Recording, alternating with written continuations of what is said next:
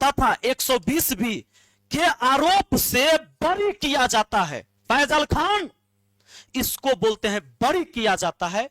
यह उस केस में कोर्ट के अंदर बरी हो जाता है प्रिंस, जिसकी जजमेंट की कॉपी तूने पूरे देश को नहीं दिखाया और एफआईआर की कॉपी दिखाकर उसे क्रिमिनल घोषित किया किसी के मरने के बाद। रे लानत है तेरी इस ज्ञान की। ऐसा ज्ञान तू लेके चला है कि पूरे देश को बर्बाद करने में तू लगा हुआ है। साथियों, फैजल खान का ये वाला पहले एक्टिंग देखिए।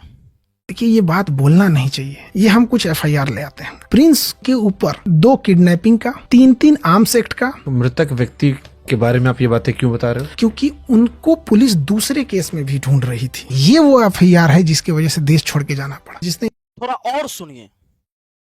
तो आप ये कह रहे प्रिंस की मौत के लिए आप जिम्मेदार नहीं हो? आप बताइए कैसे जिम्मेदार? क्या हम नेपाल भेजे थे? क्या हम कहे थे कि किडनैप कर? थोड़ा और सुनिए। के लाओ।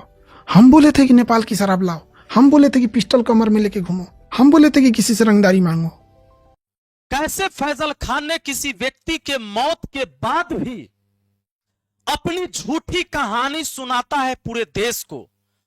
फैजल फर्जी खान हमेशा फर्जी खबरें सुनाते रहा। दोस्तों, यही एफआईआर की कॉपी है जिसका वो जिक्र कर रहा है। एफआईआर का मतलब होता है फर्स्ट इंफॉर्मेशन रिपोर्ट।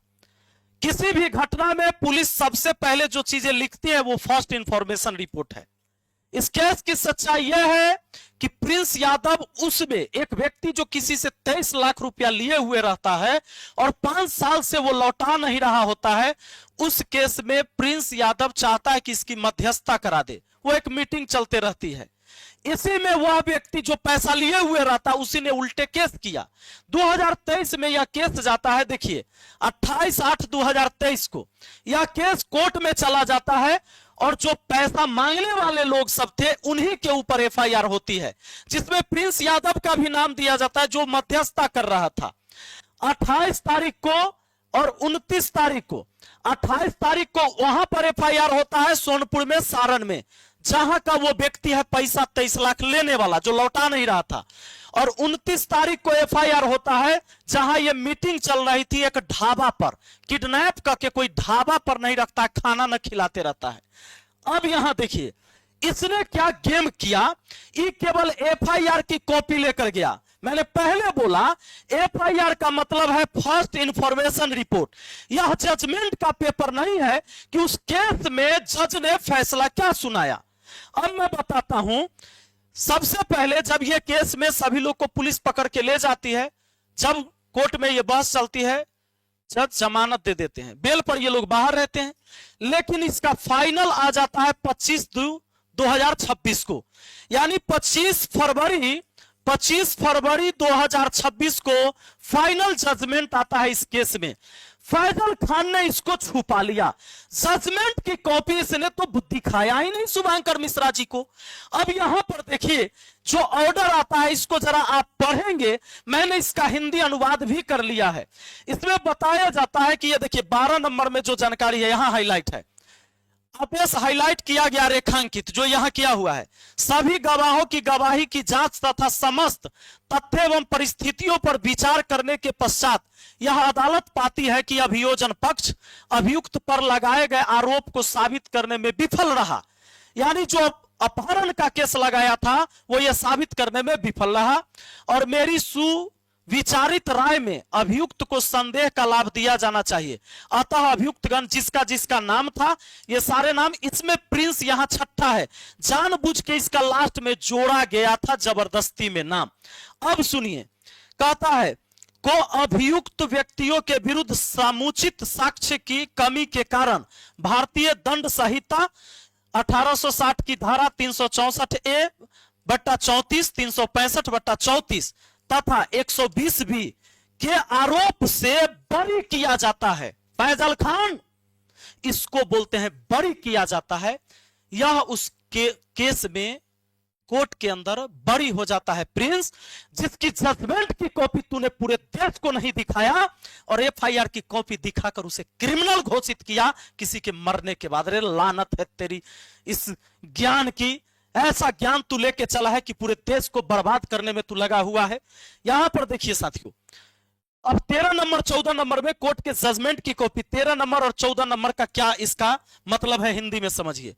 सभी अभियुक्त निर्णय के समय जमानत पर है। मैंने बोला 2023 में यह केस होता है, जमानत मिल जाती है, लेकिन फाइनल जब आता है उस दिन ये सभी जिनको अभियुक्त बना गया था वो कोर्ट में थे और अदालत के समक्ष उपस्थित हैं तथा निर्णय खुली अदालत में हिंदी में सुनाया गया।